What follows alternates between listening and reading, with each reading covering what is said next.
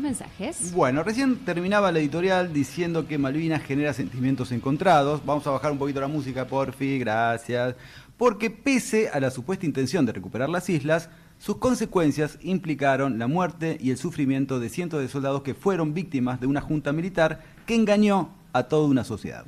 Esto obviamente genera mucha bronca, genera todavía mucha tristeza, porque a 44 años de aquella guerra la impunidad continúa y los verdaderos héroes de Malvinas todavía siguen sin el reconocimiento que se merecen. Y bueno, justamente para hablar de este tema, estamos en comunicación con uno de esos héroes, un excombatiente de Malvinas, un amigo también, que es subsecretario de Relaciones Intersindicales de APSE, que es la Asociación del Personal Superior de Empresas de Energía, es dirigente de la mesa sindical y creo que también es actor. Pero ahora se lo vamos a preguntar a él. Bueno, nos referimos al compañero Claudio Guida, a quien tenemos en línea. ¿Qué tal, Claudio? ¿Cómo te va? Pablo Yumato te habla. ¿Cómo estás? Buenas tardes, Pablo. Buenas tardes a la audiencia. Bueno, muchas gracias por atendernos, Claudio. No, por favor. A ver. Sí, ¿me quería decir algo? No, está bien. Gracias a vos por esta nota más que lo que hace es mover seguramente en la audiencia la memoria por Malvinas, ¿no? Por supuesto, de eso se trata. Bueno, vamos a empezar entonces. ¿Cómo pasaste vos este 2 de abril, Día del Veterano y de los Caídos en la Guerra de Malvinas? ¿Y qué significado tiene hoy para vos aquel conflicto bélico contra el Reino Unido? Estamos hablando a 44 años de aquel acontecimiento histórico.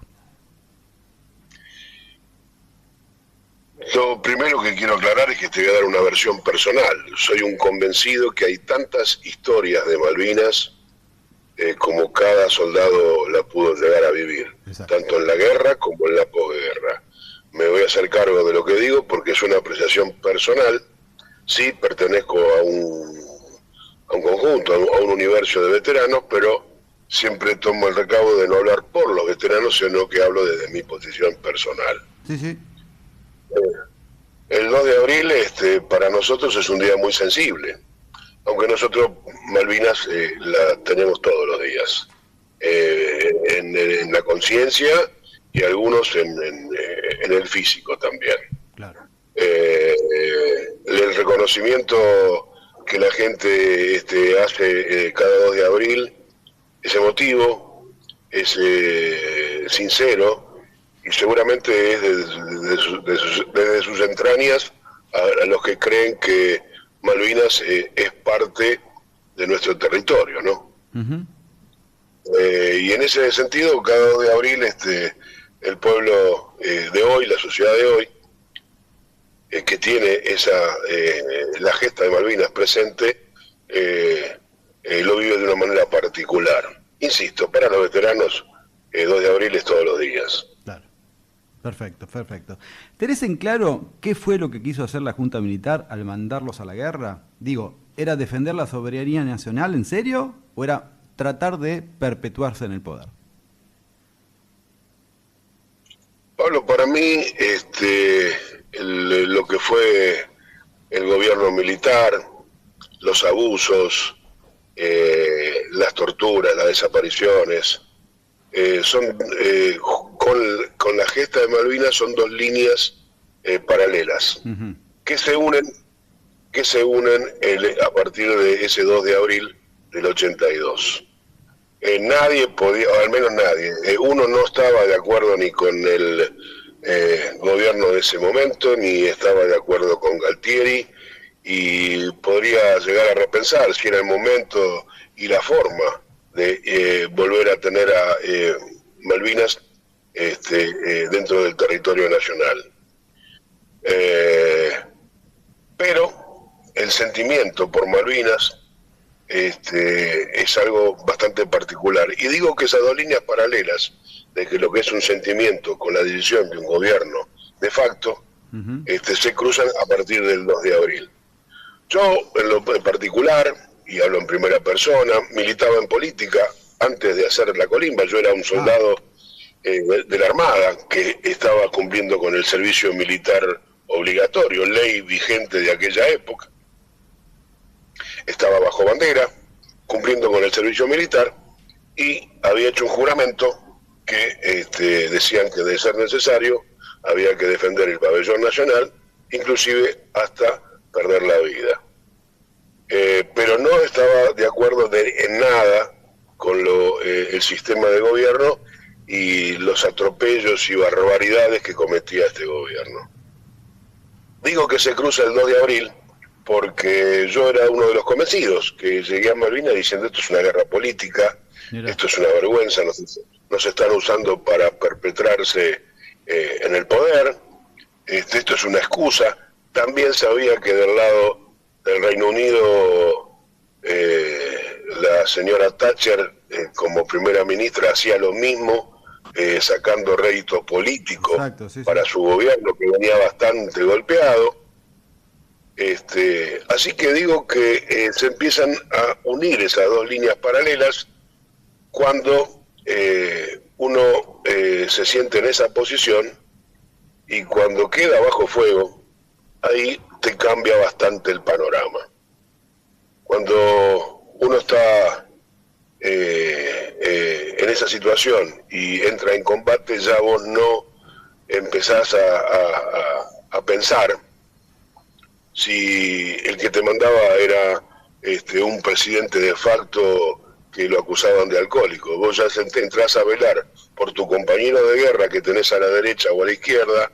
Los dos velábamos por la línea de tiro que teníamos, y todos juntos esa línea de tiro velaba porque el conjunto de los soldados de las fuerzas que estábamos destacadas en Malvinas, no queríamos ser derrotadas ni queríamos ser carne de cañón. Obvio, claro. Así que, insisto, a mí en lo personal me cambia la idea, me cambia la posición, me cambia el ánimo, y ya uno peleaba por su pellejo, por su compañero, por la línea de tiro, por defender las islas, claro. Y por el pabellón nacional también. No, se entiende perfectamente, y está bueno que lo hayas aclarado, y me sorprende gratamente que vos ya teniendo 18 añitos, podríamos decir así, ya eras consciente de lo que estaba pasando en el país, ¿no?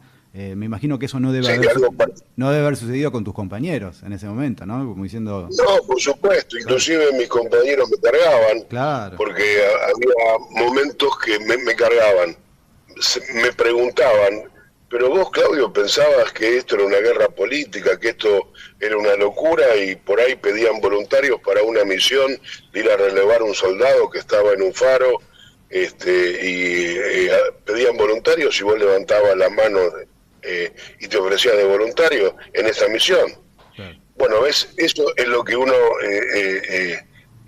lo cuento con total sinceridad, te cambia la cabeza. Y sí, me imagino. Mirá, el otro día, hablando con amigos veteranos, hablábamos no tan profundamente, pero sí por arriba, y esto es como cuando uno lo invitan a jugar un amistoso de fútbol, y vos vas y conocés a 4 o 5 personas, claro, del equipo, pero cuando se pone picante el partido, claro. y se arma un poco de lío, vos no podés arrugar. No, y aparte ahí ya son todos, son un equipo. Ahí ya se convierte en un equipo, por más que ni te conozcas con uno de los integrantes de esa formación. Así que me imagino que debe haber pasado eso. A ver, ¿qué nos podés contar vos de lo que te pasó a vos en estos 44 años y qué, pudiste averiguar o saber de otros compañeros tuyos que pasaron por la misma y que quizás no tuvieron la misma suerte que vos? Contanos un poco esa experiencia. ¿Qué pasó después con vos y los allegados a vos?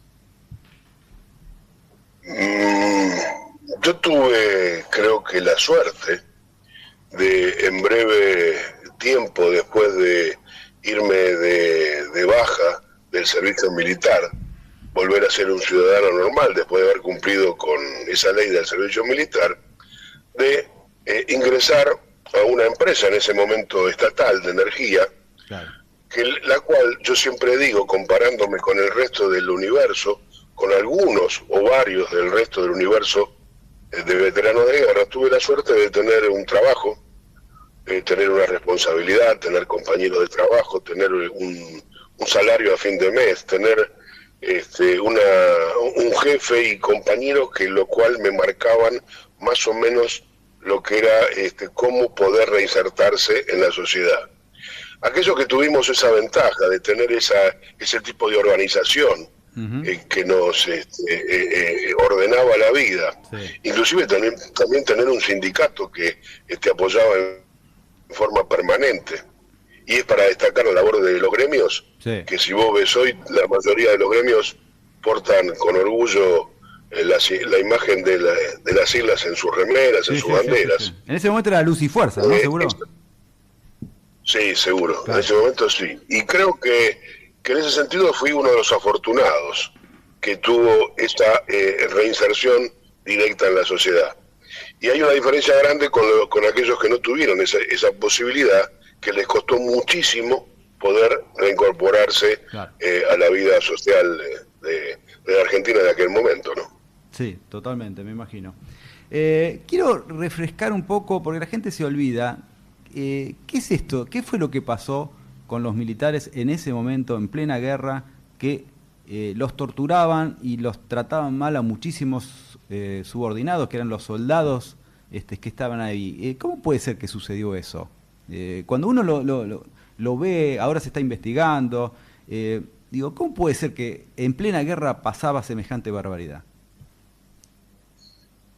Eso es un tema al cual yo estoy muy sensibilizado, porque tuve compañeros, conozco de compañeros que han pasado por ese flagelo, que un oficial o un suboficial mal dirigido, mal llevado, mala persona, haya cometido algún tipo de abusos durante el conflicto y en el campo de batalla. Por supuesto que si nosotros, vos, yo, el equipo de producción, nos vamos a descansar en una línea de tiro y dejamos a un soldado para que nos custodie la noche o la poca hora de sueño que podíamos llegar a tener, lo dejamos de guardia y ese soldado compañero destacado se queda dormido, nos está poniendo en riesgo a todos. Y cuando vos te das cuenta de que pasa eso, no tiene perdón lo que hizo ese responsable de nuestro sueño para con nosotros. Pero bueno, en la campaña del desierto, Roca estaqueaba soldados que pasaban por esto. Pero esto lo hacía Roca en el año 1800, claro. Cerca de 1900. Que haya pasado en Malvinas es una aberración. Claro. Sí, es condenable la actitud del soldado que haya dejado de asumir esa responsabilidad de velar el sueño de los demás. Pero no se justifica de ninguna manera el que haya habido abusos o torturas dentro de los grupos claro. De combate, ¿no? Una aberración condenable de todo tipo.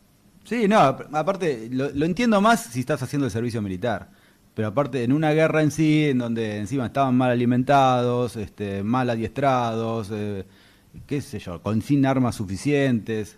La verdad que era, a ver, obviamente como vos decís, no era lo más prudente hacer una cosa así, pero no supongo también que no era uno solo, que eran varios los que estaban quizás expectantes y haciendo guardia mientras los demás dormían, no era uno solo. Digo, me da la sensación que... Sí, ¿O era uno, decís vos? No, yo digo que la situación es condenable, pero no para tener una tortura física como exacto, escarmiento, a eso iba, sí, una locura, fuera de todo protocolo. Yo pienso que era un vicio que tenían las Fuerzas Armadas en su momento, creyendo que eso éramos soldaditos de instrucción o estaban en algún pozo como le hacían pagar el acuse, recibo de culpas a cualquier militante político. No tiene ninguna justificación. Exacto. Pero sí es para decir que era condenable la actitud de que un soldado no asuma esa responsabilidad y se quede dormido, pero de ahí a torturarlo no tiene nada que ver con nada. Totalmente, no, pero aparte te digo más, y esto es un agregado mío. Esto era una práctica común dentro de lo que era el servicio militar antes de Malvinas. Y esto te lo digo porque mi hermano estuvo en el conflicto bélico a punto de que nosotros estuvimos a punto de una guerra con Chile en el 78 y mi hermano estaba en frontera y me contaba lo mismo, las barbaridades que hacían muchos militares, cabos, sargentos, lo que sea, y que la verdad que los trataban de una manera estrepitosa, o sea, vejámenes de todo sentido. Esto de estar estaqueados, de estar en plena, con un frío bajo cero y dejarlos ahí medios en pelotas en medio de la nieve atados, la verdad, cosas así hacían. Y en ese momento estaban también a punto de una guerra que al final no se dio, pero que los trataban como si fueran miserables. Situaciones muy complejas que se vivió durante lo que fueron esos años, ¿no? Tan oscuros de la historia argentina cuando los militares estaban en el poder. O sea, a ustedes les pasó, pero ya venía sucediendo esto a lo largo de todo este tiempo, ¿no? Seguro, y por eso te decía que esas líneas paralelas que se juntan el 2 de abril, yo la verdad nunca tuve espíritu militar. Yo cumplía con una orden, con una ley vigente que era el servicio militar obligatorio, salí sorteado, me tocó hacer la colimba. O sea, todo eso se acata según la ley vigente, que era, como te decía, la ley del servicio militar. Totalmente. Pero yo quería ser parte del ejército. O sea, si a mí me trataban de incentivar, yo quería ser parte del ejército de San Martín, claro, de Brown, no del de Videla, del de Galtieri o el de Viola. Totalmente. O sea, imagínate que, por eso digo que son dos líneas que se juntan. Sí, totalmente. Uno no deja de ser, de tener un sentimiento patriótico, pero no haciéndole el cardo gordo a esta gente, ¿no? Totalmente. Y esto mismo, salvando obviamente la distancia y las diferencias, le pasó al equipo argentino que ganó el Mundial 78. Viste que se comparan las dos cosas. Nosotros jugamos al fútbol en serio, decían ellos. Y la Junta Militar utilizó eso, ¿entendés? O sea, de alguna manera pasa algo similar, ¿no? Bueno, a ver, tenemos unos minutitos más.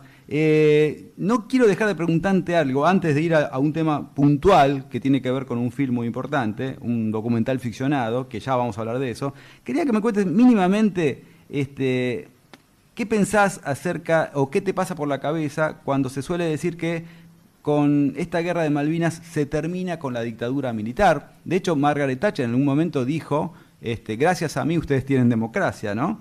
Y por otro lado, vos sabés, porque vivís en la Argentina, que tanto con Menem, con Macri, con Milei, ese genocidio en plena democracia, me refiero al genocidio cultural y económico, continuó. ¿Qué te pasa a vos en la cabeza cuando decís, ¿qué lo parió? No se terminaron de ir nunca estos tipos, ¿no? No, creo que no. Lo peor es la consecuencia que dejan en la psiquis colectiva. En algunas minorías de la psiquis colectiva. Creer que estos tipos, inclusive las cosas que hoy el gobierno está diciendo de que tiene como ídola a Margaret Thatcher, como que reivindica la posición para discutir el tema de soberanía con los kelpers, aberraciones de la política estatal que tendría que haber, o sea, política nacional en cuanto al tema Malvinas tendría que haber tendría que haber seguido fluyendo como se marcaron algunos hitos. Los kelpers no pueden hablar porque son una población implantada. Sí, totalmente, claro. No le tengo nada que agradecer a Thatcher porque los problemas internos los resolvimos internos y también hubo una marcha previa el 30 de marzo al 2 de abril del 82, donde la CGT se empezaba a levantar, nuestro pueblo empezaba a tomar valor y conciencia de lo que estaba pasando en el país. Así que yo no tengo nada que agradecerle a Thatcher, ni tengo que confundirme con algunas cosas, pero esto hay que seguirlo explicando todos los días, Pablo, porque nosotros creíamos que la cuestión Malvinas estaba aclarado, que Malvinas unía, que Malvinas no tenía grietas, y sin embargo hay gente que usando a Malvinas abre estas grietas y dicen que Malvinas o fue un hecho político con un fin de perdurar, o que tal vez haya que agachar la cabeza frente al Reino Unido, donde ya lo habíamos echado 2 veces, en 1806 y 1807, y permitir la ocupación para terminar como amigos. Y yo como amigo de los ingleses, y esto es algo muy personal, Pablo, también, yo no tengo nada que ver con un soldado inglés que era profesional. Los colimbas que estábamos ahí cumplíamos con una ley. Y tengo una posición personal tomada, a la cual acepto y reivindico que profesionales de la guerra se den la mano luego del conflicto y se estrechen un abrazo diciendo, vos cómo me tiraste cuando yo iba en ese avión y vos cómo me bombardeaste cuando fuiste piloto. Uh-huh. Ese respeto mutuo se lo dejo para los profesionales de la guerra. A mí, en lo personal como Colima, me movía el sentimiento por Malvinas, el sentimiento por mis compañeros y el sentimiento que uno asume por su bandera. Así que yo no tengo nada de voluntad de relacionarme con un soldado inglés. Total. Porque a mí me mueve el sentimiento y me imagino que a los profesionales los mueve o los conmueve su profesionalismo. Nada que ver una cosa con la otra. No, y te agrego algo más. Además del ejército hiperprofesional que envió Inglaterra en ese momento, también estaban los Gurkhas, que eran unos asesinos a sueldos pagados por Gran Bretaña en ese momento. O sea, no tendrías nada que hacer ni charlar con esa gente, vos, obviamente, ¿no? Ustedes estaban cumpliendo una orden. No, mercenarios de turno, claro. Como los hubo, creo que en la guerra de los Balcanes, como claro. Los hay en gente, muchos lugares. Sí, entrenados de otra forma, obviamente, y equipados como corresponden, para una guerra en serio, ¿no? Mucha diferencia con el sentimiento que se logró consolidar entre los colimas, insisto, primero endermecer la vida de uno, después defender la vida del compañero, después la de la línea de tiro y después en su conjunto hasta llegar a la bandera, ¿no? Bueno. Sí, es así, tal cual lo estás planteando. Bueno, a ver, ahora sí vamos a la última. Formaste parte del elenco de una película que se llama De Troya a Malvinas, ¿sí? Contanos un poco. Te cuento rápido. ¿De qué se trata esta experiencia que has tenido? Y si ya te están tratando de contratar, no sé, Suar o algún otro productor importante, porque para que tengas un protagónico de una buena vez. Decime. No, las bromas en este sentido son bien tomadas porque son justas, ¿no?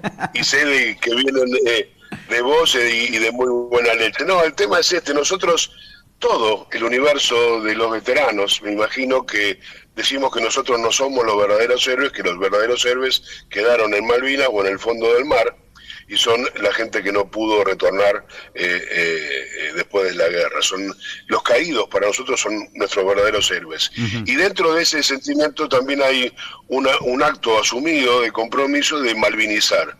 Malvinizar por la memoria de que no olviden a esos compañeros que no volvieron.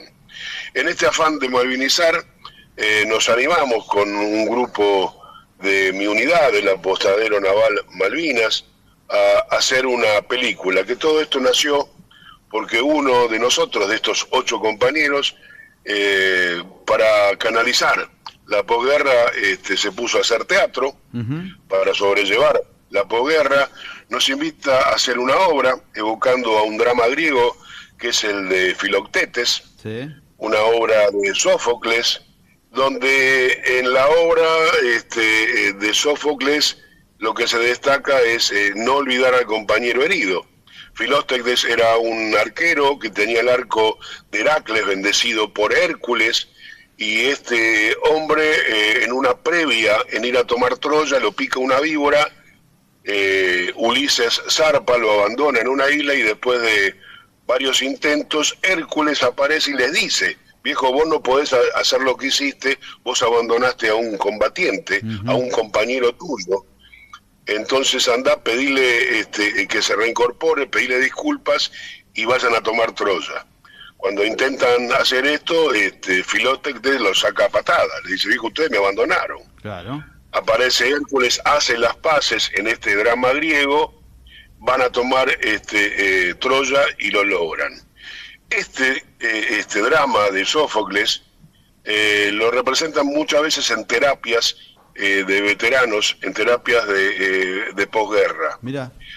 Queríamos hacer una obra de teatro, lo cual desembocó por una cuestión de practicidad, porque al no ser actores, claro, es mejor hacerlo una vez y que se entienda, y no todos los días sin ser entrenados como actores. Claro. Terminó en un film que, evocando este drama griego, pasan cosas que la verdad conmueve al espectador, lo llena de de humor, porque es un documental comedia, claro.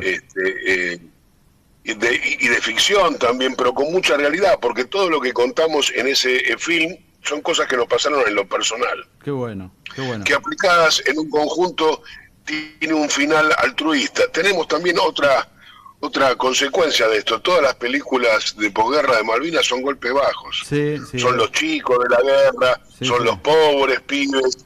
En esta película se trata de veteranos de guerra que se superan y tienen una misión por cumplir, y la gente sale de la sala reconfortada, con cierta emoción, mejor dicho, con mucha emoción y con cierta sonrisa, como diciendo, bueno, todavía hay gente que toma esto de una manera altruista, como lo pensamos hacer. No, aparte fueron unos resilientes de la vida ustedes, poder sobrellevar un peso tan enorme de lo que implica una guerra, ¿no? Ver tipos muertos, gente amiga tuya que se muere al lado tuyo, que bueno, nada, todo lo que implica, ¿no? Gente que quedó sin un brazo, sin piernas. La verdad que lo que vieron ustedes, la verdad no es recomendable para nadie. Y poder sobrellevarlo a lo largo del tiempo, la verdad que es meritorio y es digno de reconocimiento, ¿no? Sin duda. Y que ustedes encima hagan una obra artística para que la gente no solo sepa lo que pasó en Malvinas, sino que también pueda tomarlo como algo, como diciendo, mirá qué bueno, qué conmovedor, y encima hasta me puedo reír un poco, porque bueno, en este contexto donde ya estamos viendo a gente que pudo superar esta situación, está bueno, es como una forma más de que se haga escuela, ¿no? Que lo vayan a ver muchos pibes jóvenes que quizás siempre ven las mismas películas con golpes bajos y que duelen bastante y que generan mucha tristeza, y quizás ustedes le están buscando una vuelta de tuerca más que, bueno, que va a implicar que mucha gente vea, o sea, recuerde lo que pasó o sepa lo que pasó desde otro lugar, ¿no? Y me parece muy interesante en ese sentido que lo hayan hecho. Así que felicitaciones por eso. Por eso, mirá. Sí, decime. El estreno lo hicimos ayer por la noche en el Gumont, sí, a las 6:30 de la tarde. Repetimos la función mañana domingo. Bien. ¿A qué hora? Y lo que a las 6:30 de la tarde en el Gumont mañana se repite lo que fue el estreno de ayer en el Gumont y en varias salas Inca del país. Perfecto. Lo están haciendo en 7 provincias, se está pasando esta peli.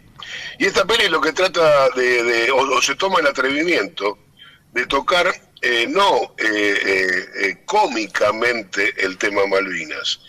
Y tenemos, ¿sabes qué? Un escudo, como los que nos expusimos a hacer de actores, tocamos el tema con cierto humor, nos tienen que comprender nuestros compañeros veteranos. Claro. Porque somos nosotros en primera persona que nos jactamos de tomar el dramatismo de una guerra, la sensibilidad de Malvinas y ponerle una cuota de humor para seguir malvinizando a toda la sociedad, porque creíamos que teníamos saldado ya el tema informativo de la gesta, pero hay nuevas generaciones que desconocen mucho lo que fue Malvinas. Totalmente, hay que seguir machacando porque si no pasa lo que pasa. Sí, ya lo sabemos todo esto, ¿no? Exactamente. Nada, memoria, viejo, hay que hacer memoria, no queda otra, es la única manera de aprender. Claudio, ha sido una alegría enorme charlar con vos sobre esto y que lo explayes de esta manera me parece fantástico. Te mando un fuerte abrazo, gracias por esta charla y nos estamos viendo en cualquier momento, dale. Insisto, Pablo, el agradecido soy yo y esto también es un poquito malvinizar. Te agradezco muchísimo la nota y el tiempo que me dedicaste. Dale, abrazo grande, que estés bien, nos estamos viendo pronto. Hasta luego. Abrazo grande. Abrazo grande. Bueno, ustedes lo escucharon. Era Claudio Guida, un héroe de Malvinas, aunque no le gusta que lo llamen así.